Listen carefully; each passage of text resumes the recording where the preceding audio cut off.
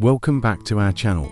Today, we're diving deep into a real-world scenario to see how our ECDIS passage planning checklist performs under pressure. Let us put theory into practice with a tanker transiting one of the busiest shipping lanes in the world, the Singapore Strait. Our vessel is a tanker, fully laden, with a draft of 14 meters. The first thing we do is apply our key safety parameters. We've set the safety contour to 16 meters. This is a critical setting, calculated by taking our 14-meter draft and adding a 2-meter under-keel clearance, or UKC. This gives us a solid safety buffer. Next, the safety depth is set to 14 meters, matching our draft. This ensures that any sounding shallower than our draft is immediately highlighted on the chart, making potential hazards pop out visually. In the confined waters of the Singapore Strait, precision is everything. We've set our cross-track distance, or XDD, to 0.3 nautical miles in the narrow traffic lanes.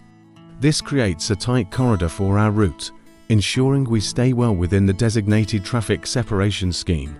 Any deviation beyond this limit will trigger an immediate alarm, keeping us on track. Traffic density here is incredibly high, so situational awareness is paramount. To manage this, we've configured our look-ahead time to 15 minutes. This means the ECDIS will constantly scan 15 minutes ahead along our planned route, proactively warning us of any potential dangers, chart anomalies, or approaching vessels. It's like having a crystal ball for navigation, giving us precious time to react. We also have to consider the environment. The Singapore Strait is a MARPOL Annex I special area. This means strict regulations are in place to prevent oil pollution. We've applied this setting in our ECDIS, which clearly marks the entire area as a no-discharge zone. This serves as a constant visual reminder for the bridge team to ensure full compliance and protect the marine environment. With all our parameters dialed in, it's time for execution. Before even leaving the berth, the master conducts a comprehensive bridge team briefing, which is step 37 on our checklist. He walks everyone through the voyage plan, discussing critical points, potential hazards, and assigned duties. This ensures the entire team is aligned and ready for the transit. During the pre-sailing checks, our ECDIS route validation, step 31, proves its worth. It flags an active temporary and preliminary notice, a T&P notice, regarding a buoy that has been temporarily relocated. This is exactly why we perform this check. The route was immediately corrected before departure, preventing a potentially dangerous situation. It's a perfect example of how automated checks catch things that the human eye might miss. Throughout the entire transit, the bridge team is engaged in continuous monitoring. The vessel remains compliant with all SOLAS and MARPOL regulations. Every team member understands their role, from the officer of the watch keeping a vigilant lookout to the helmsman maintaining the course.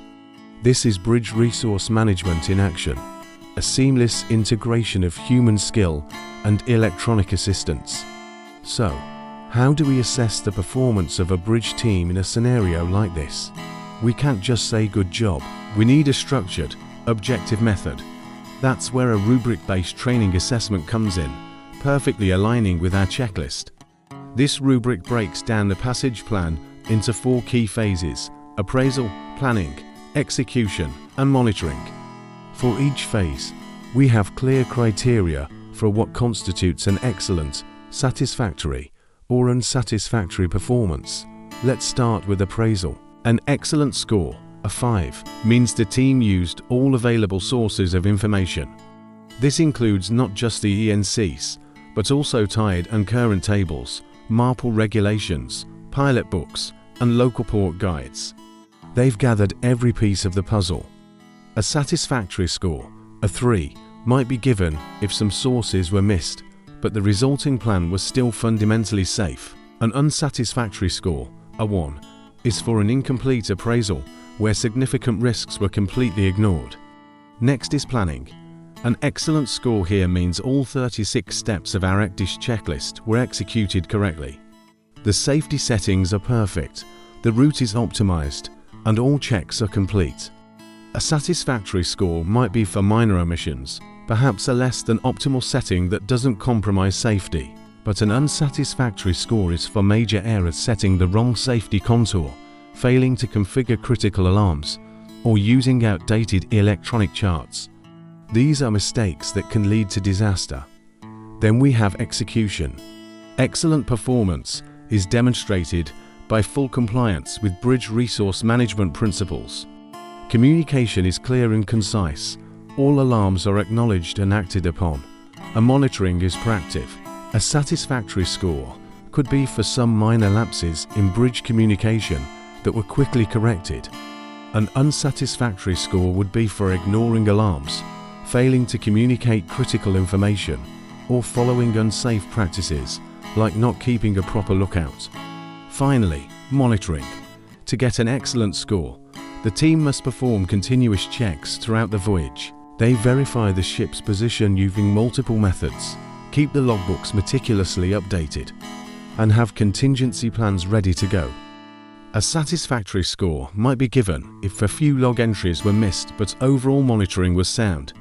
An unsatisfactory score reflects poor monitoring, where position checks are infrequent, records are missing, and the team is reactive rather than proactive. By applying this rubric to our Singapore Strait scenario, we can see our team performed at an excellent level across the board. The appraisal was thorough, the planning was meticulous, the execution was flawless, and the monitoring was continuous. The checklist wasn't just a piece of paper, it was the framework that guided their every action, ensuring a safe and efficient transit through one of the world's most challenging waterways. This structured approach transforms training from a subjective exercise into an objective, data-driven process. It highlights strengths and pinpoints weaknesses, allowing for targeted improvement. Using a detailed checklist combined with a clear assessment rubric is the key to achieving navigational excellence. That's all for today's deep dive. I hope this practical example has shown you the power of a well-structured passage plan. If you found this useful, please hit that like button, subscribe for more content, and share your thoughts in the comments below. Stay safe out there, and thanks for watching.